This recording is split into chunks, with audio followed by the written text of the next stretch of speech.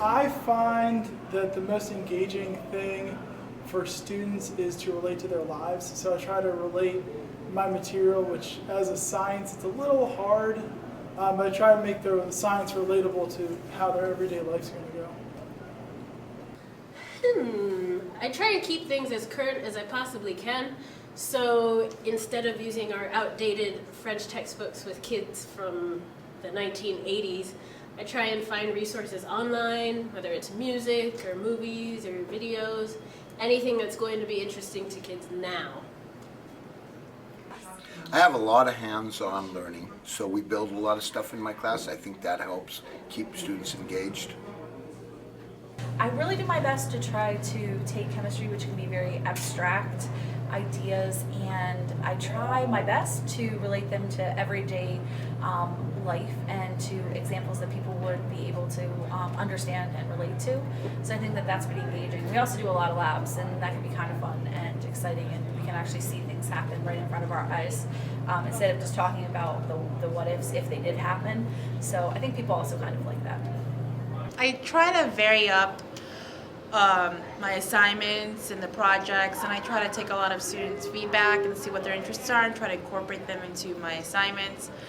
You know, sometimes it's successful, sometimes it's not, but keeping them on their toes is certainly one way to keep them awake. I think I try to keep perspective on how a teenager is thinking about what I'm teaching. Try to keep it in perspective how they're going to understand the world, and try to keep an idea of the fact that students have a lot going on that might not exactly be the thing that I'm trying to teach them.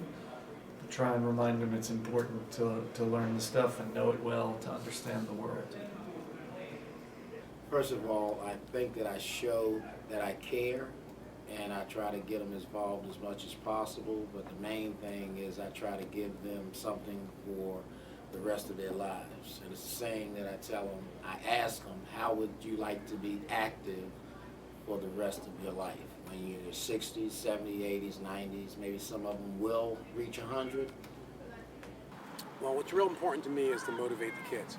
I want the kids to make sure that they learn the material, not just look for an A or a B or a grade, but they actually learn the material. So I always try to tell the kids that I'm basically the leader of the group.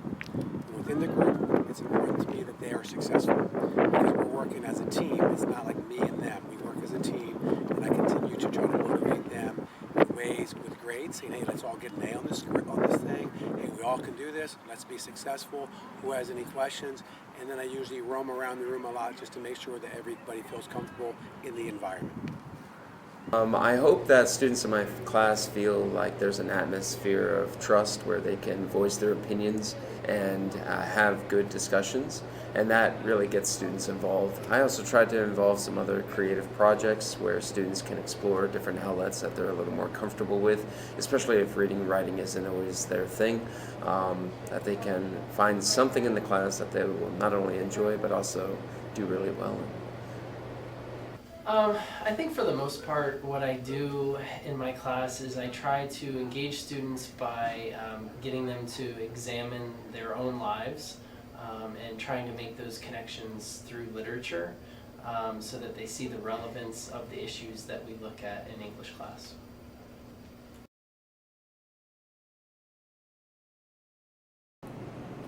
I try to meet their wants by keeping them engaged, by making information interesting, as well as making myself interesting.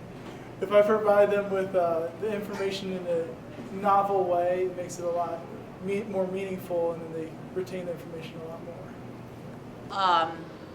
Communication, big time. I try to talk to them and kind of just get their feedback throughout the quarter so we don't have to wait till the last minute.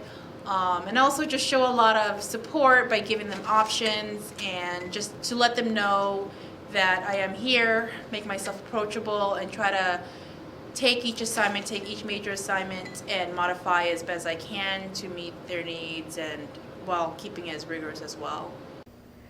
As teachers, you know, we were all students once. We all had teachers as well. We remember those good teachers. So I think I try to stick with what I remember from my good teachers, and just remembering that you were a student too, and trying not to lose focus of what it's like to be a teenager, and to not take things personally. I'd say.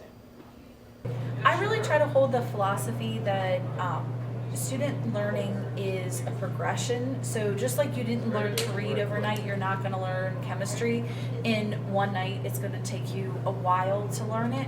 So over time, we're constantly learning and improving.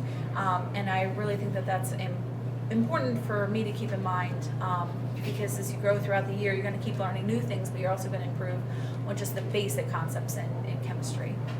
Well, I ask them what do they like to do, and we have a certain curriculum in physical education that we have to follow. I follow that. And we also add lib games, ultimate frisbee, ultimate football, team handball. And we've even used tennis rackets for badminton. Young people are going through a lot, and try to hear the stresses they're dealing with and try to keep them on a path to success, but also understand that they're dealing with maybe a lot, and try to help them in any way I can, and always know that that I'm trying to help them learn stuff well, give them sort of clear guidelines on what they're going to do, but also keep in mind that they have a life outside of what I'm teaching them, and really just know that I'm there to support them here, now, and in their future.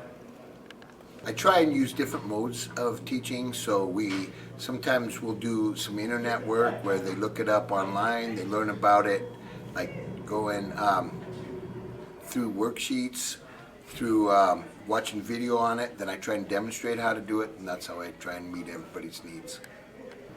I'm always available. I try to be as available as I possibly can be. I'm here every day. I'm trying to be out there and about so people know who I am, and just being open to all different kinds of people.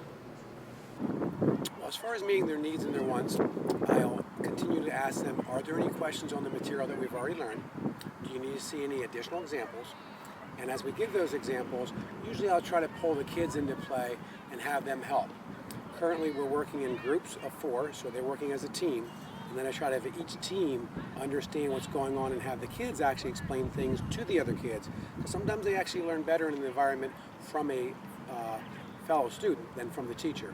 And then at the end, I'll pull it all together and see what questions they have as a group. Well, I started teaching at Long Reach with 9 Review, and so it was a really good experience for me to get to know how to learn student skills and their strengths, and really get them to tap into those things. Not every student is the same, and it's important. I always feel it's important every day to try to identify on a closer level with my students and help them, speaking with them one-on-one about essays, and gearing assignments towards allowing students to have an opportunity of choice so they can choose something where their skill set will shine and they'll be able to be successful.